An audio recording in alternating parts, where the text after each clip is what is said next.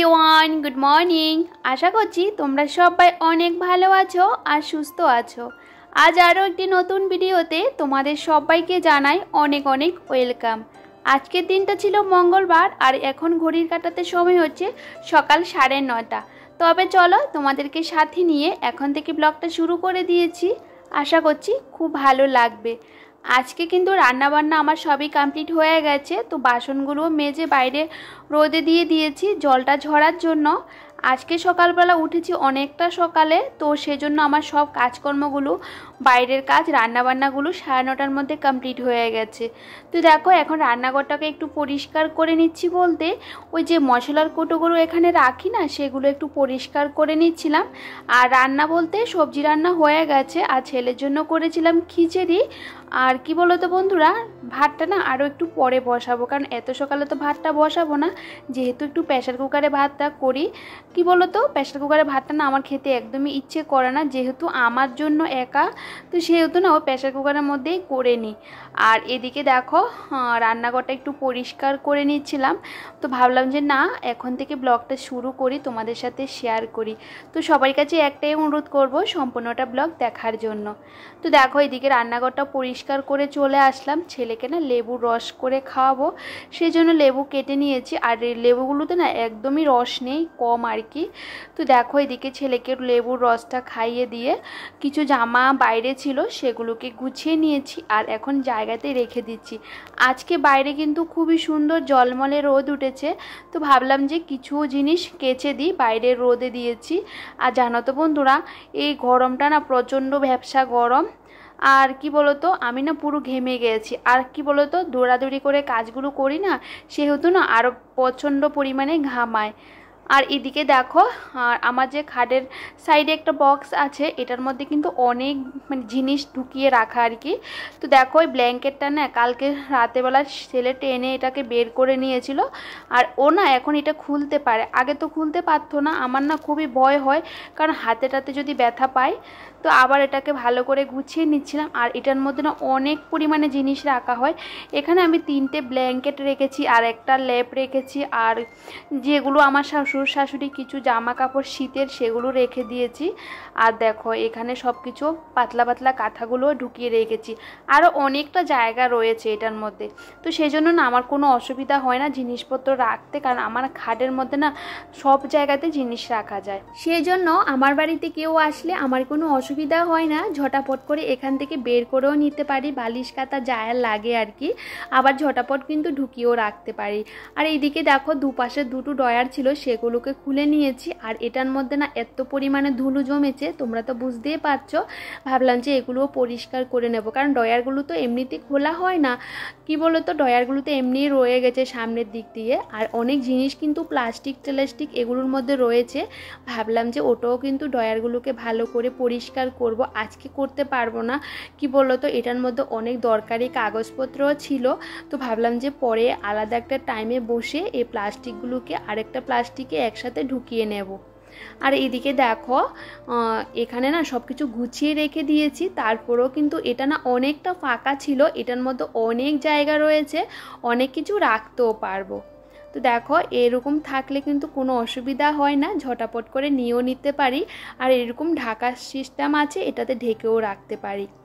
আজকে তো বললাম তোমাদেরকে বাইরে প্রচণ্ড ঝলমলে রোদ্দুর, ভেবেছিলাম যে বাইরে সব কিছু রোদে দেব। আর এখন না 10:30 মতো বেজে গেছে, ভাবলাম যে আজকে আর রোদে দেব না, কারণ রোদে দিলে না আমি একটু সকাল সকাল দিয়ে দেওয়ার চেষ্টা করি।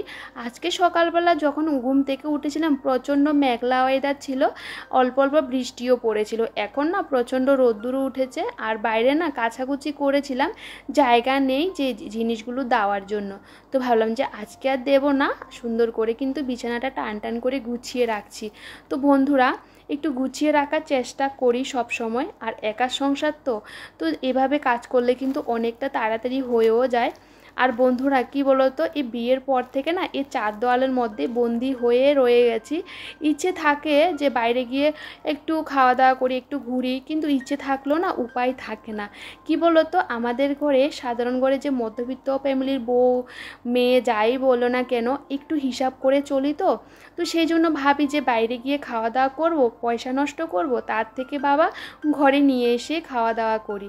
বিশ্বাস করো, অনেক সময় ইচ্ছে করে যে এই সংসার ছেড়ে একটু বাইরে ঘুরে আসি। আর কি বলো তো, সবসময় কিন্তু সংসার ভালো লাগে না, মাঝে মধ্যে একটু বাইরে গিয়ে ঘুরে আসলে কিন্তু মানসিকতা মনটা কিন্তু ভীষণ ভালো লাগে, ফ্রেশ লাগে। কিন্তু কি বলো তো, ইচ্ছে থাকলেও উপায় থাকে না, অনেকটা হিসাব করে চলতে হয়। তো এখন যেহেতু আমরা বাড়ি করছি, বাড়িটা পুরোটা কমপ্লিট করিনি, তারপরে আমার বড় কিন্তু অনেকটাই কষ্ট করছে, তার মধ্যে আমিও কিন্তু ছোট একটা বাচ্চাকে নিয়ে একা বাড়িতে আছি, অনেকটা কষ্ট করে এইটুকু করেছি। আমরা কিন্তু অনেকটা পরিশ্রম করে আজকে এই জায়গাটার মধ্যে দাঁড়িয়ে আছি। অনেক সময় ভাবি যে কোথাও গিয়ে ঘুরে আসবো, কোথাও গিয়ে কয়দিন থেকে আসবো, কিন্তু আমরা যাচ্ছি না। কি বলো তো, আমরা চাইছি যে আমরা সব কিছু আগে গুছিয়ে নিই, তারপরে আমরা পরে ঘোরাঘুরি ওটুগুলো করবো আর কি। তো সবসময় না হিসাব করে চলতে হয়, সব কিছু মাথায় রেখেও চলতে হয় আর কি। তো সেজন্য বলি যে আমরা কিন্তু ইচ্ছে থাকলেও কিন্তু উপায় পাই না। সবারই ইচ্ছে থাকে একটু বাইরে গিয়ে খাওয়া দাওয়া করবে, একটু ঘুরবে, মানসিকতাও কিন্তু মনটাও কিন্তু অনেকটাই ফ্রেশ লাগে, তাই না? তো যাই হোক বন্ধুরা, তোমাদের সাথে তো অনেক কিছুই শেয়ার করলাম। আর এদিকে দেখো মানি প্ল্যান্ট গাছগুলোর মধ্যে অনেকগুলো দেখেছো পাতা বেরোচ্ছে। আমার তো ভীষণ ভালো লাগছিল। এই মানি প্ল্যান্ট গাছটা না আমাকে একটা দাদা দিয়েছিল যখন কিনতে গেছিলাম আর কি। বলছিল দিদি এটা তুমি এমনিতেই নিয়ে চলে যাও, একটা আগা দিয়েছিল, বলেছিল এভাবে রেখে দেবে, দেখবে এটার থেকে অনেকটা হবে। আর দেখো এদিকে না এত পরিমাণে বেরিয়েছে, আমার তো ভীষণ ভালো লাগছিল। তো এখন না জলটা চেঞ্জ করে দেব আমি। না ওই কয়দিন পর পর চেঞ্জ করি, বলতে ওই সপ্তাহখানেক বা 6 দিন 5 দিন পরে কিন্তু জলটা চেঞ্জ করে। প্রত্যেক সময় কিন্তু জলটা চেঞ্জ করলে ঘন ঘন কি বলতো গাছগুলো ঠিকঠাক করে বেরোতে পারে না, সেজন্য অল্প কিছু দেরি করেও আমি কিন্তু গাছগুলোর জলটা চেঞ্জ করি। আর জলটা যদি নোংরা হয়ে যায় কিন্তু তখন কিন্তু চেঞ্জ করে দেওয়ার দরকার। এর মধ্যে চান করে চলেও আসলাম, ভাবলাম যে পুজোটা কমপ্লিট করে নিই। আর আমি যে নীলকণ্ঠ গাছটা নিয়ে আসলাম না, এর মধ্যে প্রত্যেক দিন কিন্তু 2-3টে করে ফুল ফুটে, আর আজকে ফুটেছে 2টো। আর এই ফুলগুলো ভীষণই সুন্দর। আর এখন তো গাছে এত পরিমাণে ফুল ফুটে, কি বলো তো বন্ধুরা, দেখতেও বেশ ভালো লাগে। আর ফুল বেশি হলে পুজোর জায়গাটা সাজাতেও বেশ ভালো লাগে, পুজো দিতেও কিন্তু বেশ ভালো লাগে। এদিকে পুজোটা আমি কমপ্লিট করে নিয়েছি। আর এদিকে দেখো তুলসী গাছের নিচে জলও দিয়ে দিয়েছি, ভাবলাম যে ছেলেকে খাওয়া দাওয়াটা করিয়ে দিই। সকালবেলা যে ডালিয়ার খিচুড়ি করলাম সেটাকে একটু গরম করে নিয়েছি, আর সকালবেলাতেও রান্না করেছি না, সেটা একটু বসে গেছিলো আর কি। আমার জন্য এদিকে ভাতটা বসিয়ে দিয়েছি, আর ছেলেকে না খাইয়ে দাইয়ে ঘুম পাড়িয়ে দিয়েছি। এদিকে মিষ্টিওয়ালা আসলো, একটা মিষ্টি নিয়ে কাকু আসে, মাঝে মধ্যেই আসে। তো আমি না অনেক দিন হয়ে গেছে ছেলেকে মিষ্টিটা খাওয়াচ্ছি না, কারণ ও মিষ্টিটা খেতেই চায় না, তো সেই জন্য আমি আর রাখি না। তো দেখো আজকে ভাবলাম যে দুপুরবেলা ছেলে না একদমই খিচুড়ি খায়নি, যেহেতু সকালবেলা খেয়েছিল, তো সে কারণে ভাবলাম যে না আজকে একটু মিষ্টি নিয়ে নিই। আর ঘরের মধ্যে না তেমন কিছু নেই, তো ঘুম থেকে উঠলে ভাবলাম যে মুড়ি দিয়ে মিষ্টি দিয়ে মেখে দিলে ওকে কিন্তু খাওয়াতে পারবো, সেজন্যই নিলাম। আর এখন না ফ্রিজের মধ্যে রেখে দিয়েছিলাম ঢেকে। আর ছোট বাচ্চারা যদি খাওয়া দাওয়া না করে না একদমই ভালো লাগে না। আর আমার ছেলে না খিচুড়ি খেতে একদমই পছন্দ করে না, জানো তো বন্ধুরা, ও কিন্তু ছোটোর থেকেও একদমই খিচুড়িটা খেতে একদমই পছন্দ করতো না। সেজন্য আমি কিন্তু ওর জন্য আলাদা করে খিচুড়ি রান্না করি না, কারণ যেহেতু পছন্দ করে না। অনেক বাচ্চারা দেখো ডালিয়ার খিচুড়ি এমনি খিচুড়ি কিন্তু খুব ভালো খায়, আমার ছেলে একদমই খেতে চায় না। তো দুপুরবেলা একদমই খায়নি, অল্প একটু খাইয়েছি, আর পুরো বিছানার মধ্যে ফেলে দিয়েছে। ওকে না জোর করে খাওয়াতে গেলে ও কিন্তু আরও পরিমাণে কান্নাকাটি করে, মুখ থেকে ফেলে দেয়। তো আজকে যেহেতু খায়নি আর বিছানা চাদরটা একদম ভরিয়ে দিয়েছে, সেজন্য ওটাও চেঞ্জ করে দিচ্ছিলাম। আর কি বলো তো বন্ধুরা, আমার একটা ভালো অভ্যাসও বলতে পারো, খারাপ অভ্যাসও বলতে পারো।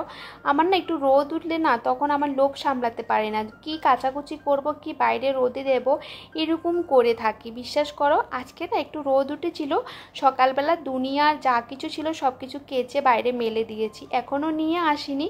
যেহেতু এখন বর্ষাকাল, একটু ভালোভাবে না শুকালে জিনিসগুলো কিন্তু আবার গুছিয়ে রাখতে ভালো লাগে না। সেই জন্য ভাবলাম যে রোদ যেহেতু আছে বাইরে এখনও শুকাতে থাকুক। আর এদিকে দেখো বিছানা চাদরটা চেঞ্জ করে দিলাম, সেটাও কিন্তু ভিজিয়ে রাখলাম, রেখে খাওয়া দাওয়াটা করে নিয়েছি। আর একটু পেয়ারা কেটে নিয়েছিলাম, ছেলে উঠে পড়েছিল অনেকক্ষণ আগে, তো ছেলেকে তো বিকালে যে খাবারটা সেটা খাইয়ে দিয়েছিলাম। আর একটু পেয়ারা কেটে নিয়েছিলাম, পেয়ারাটা খেয়েছি। আর বাইরে তো একটু ঝিরিঝিরি করে বৃষ্টি পড়ছিল, তো ভাবলাম যে সন্ধ্যাবাতিটাও দিয়ে দিই।